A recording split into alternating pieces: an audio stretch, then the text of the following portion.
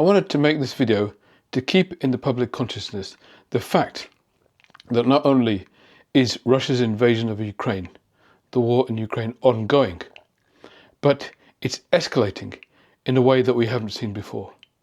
In the last week, we've seen some of the worst bombings and drone attacks on the capital city Kyiv that we've ever seen. There were 300 drones just the other night flying and bombing over Kyiv. 31 people dead, including a 2-year-old child and many other children.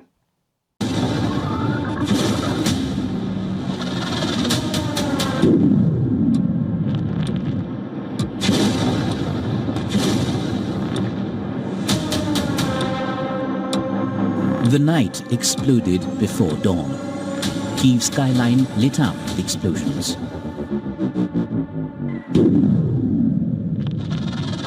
Watch the moment missiles and drones rained down.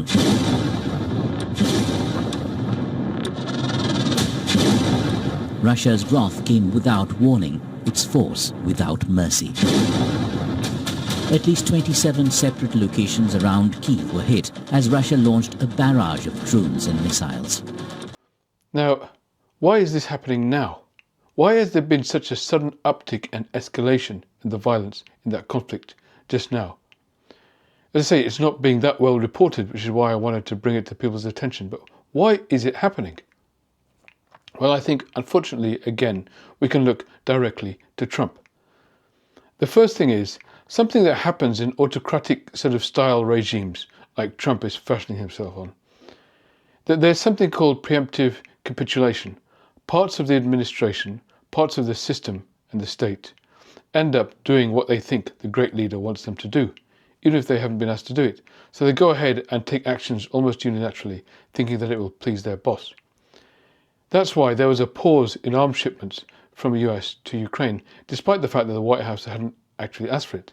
Somewhere in the bowels of the Department of Defense in the US, some people thought this is something that the boss will like. So they did it, even though it wasn't ordered of them.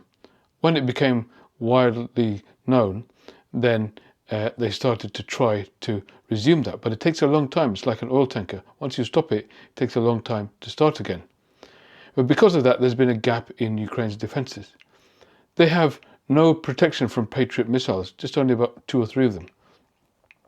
And you need like numerous of them every night to defend yourself. And because they don't exist, Russia realizes that there's a gap in Ukraine's defense. Because of that pause in defense support, there's now a gap in Ukraine's defense, which Russia is capitalizing on. But they're also capitalizing on something else.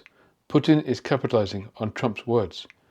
Because the other day, a couple of weeks ago, Trump foolishly made an ultimatum to Putin and said, in 50 days, if they don't reach a ceasefire, we're going to impose additional sanctions on Russia. Now, what that automatically meant to Putin was, that's fantastic. We've got 50 days to bomb the hell out of the place as much as we want.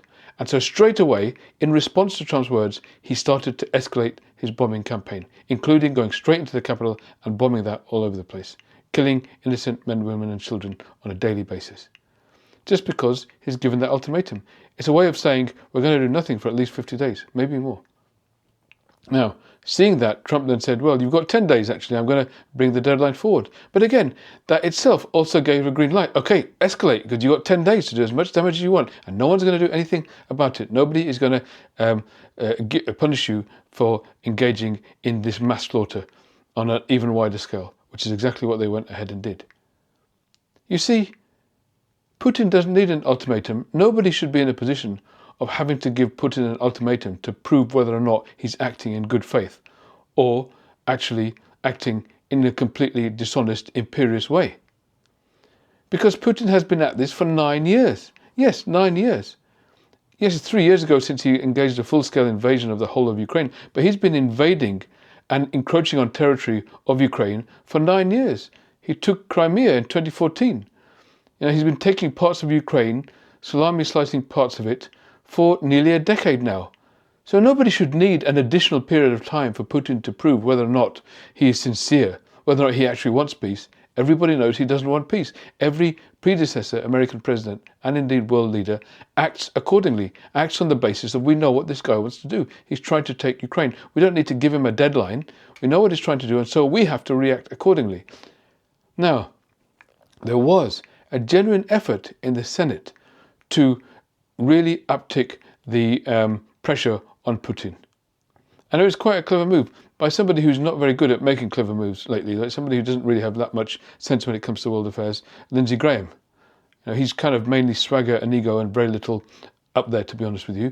But he put forward a proposal that gained widespread bipartisan support, which is a massive rise in sanctions against Russia, particularly sanctions against any country that continues to deal with Russia, whether it's India or other countries. Any country that is continuing to buy Russian oil or to fund the Russian state by continuing to do business with them will themselves receive huge widespread sanctions, the likes of which have already been imposed on Russia. Now that could have been really crippling to Russia. And there was, as I say, bipartisan support for that across the Senate. And it was likely to get the same in the House and would have been passed. Trump, of course, poured cold water on that and didn't allow it to progress. Got his party to, not enable it any further. And of course, again, Putin saw that. He saw that the only meaningful thing that they could do next, Trump basically decided not to do. So on the one hand, he's giving them a free pass for 10 days, for 50 days, basically as long as you want. And then saying, on the other end of it, there's not really much more we're going to do anyway. All you can know for sure is that we're going to do nothing at all in this next period of time. And that's why Putin has been going at it again and again and again, killing innocent people with absolute abandon.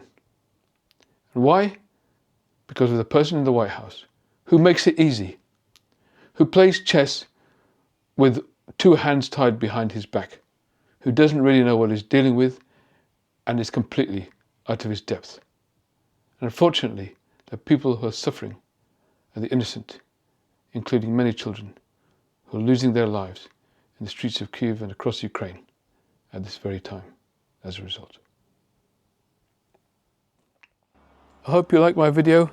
We have a wonderful community of folks here who are subscribers to this channel, so I hope you consider subscribing to the channel too.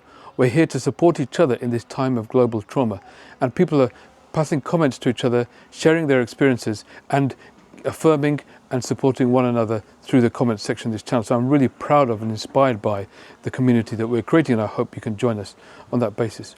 Also, I have a mailing list. The link is in the description of the video and the channel.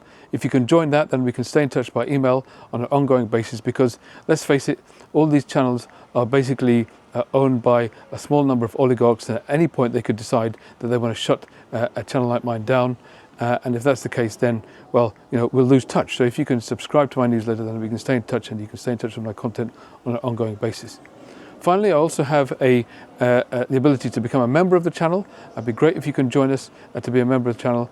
You get regular free ebooks on an ongoing basis. Every month I produce a new ebook, me and my team, that help us understand the psychology of the people in the world around us, but most importantly, help us understand our own psychology too, to help us to navigate this difficult and traumatic period we're going through right now. And in addition, whether you'd become a member of the channel or not, you're also welcome to visit that little bookstore and buy any of the books anytime. And it's called russellsbooks.com. That's at russellsbooks.com. And yeah, you can go to that website and buy and download any of the books anytime. But as I say, if you become a member of the channel, you'll get that for free as well. I really hope that we can stay connected.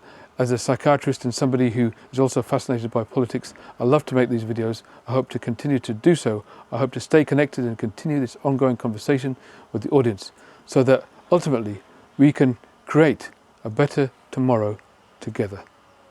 Thank you.